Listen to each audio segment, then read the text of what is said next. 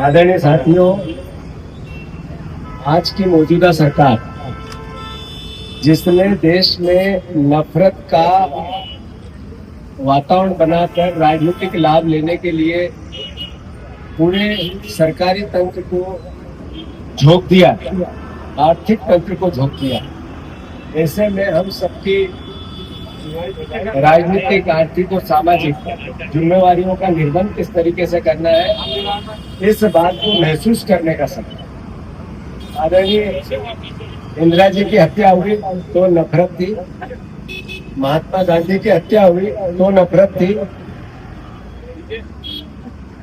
राजीव जी की हत्या हुई तब नफरत।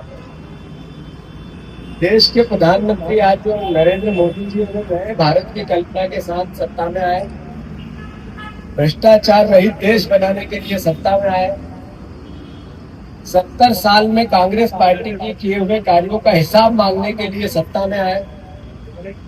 हर घर को रोजगार देने की बात, आर्थिक $5 ट्रिलियन की अर्थव्यवस्था करने की बात और अलग अलग तरह की और बातें देश के सामने रखी और सत्ता में आए। जिस दिन से वो सत्ता में आए हैं उसी दिन से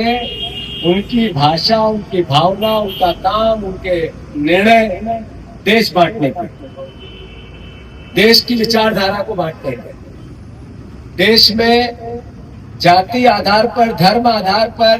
क्षेत्र आधार पर देश कैसे बटे, इसके प्रयास के। आदरणीय साथियों,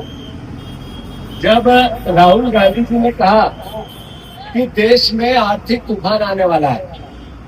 तो ये हम सबको महसूस करना चाहिए कि नरेंद्र मोदी ने कोलैप्स कर दी देश की अर्थव्यवस्था, नरेंद्र मोदी ने कोलैप्स कर दी देश की विदेश नीति, नरेंद्र मोदी ने कोलैप्स कर दिया देश का स्वतंत्र प्रशासनिक ढांचा, जो स्वायत्त संस्था है उनको पंगु बना दिया, राजनीतिकरण कर दिया, और शिक्षा जो भारतवर्ष की थी उस शिक्षा व्यवस्था को भी कोलैप्स कर दिया। एक तरह से भारत की शिक्षा व्यवस्था पर भी प्रश्न चिन्ह उठने लगे।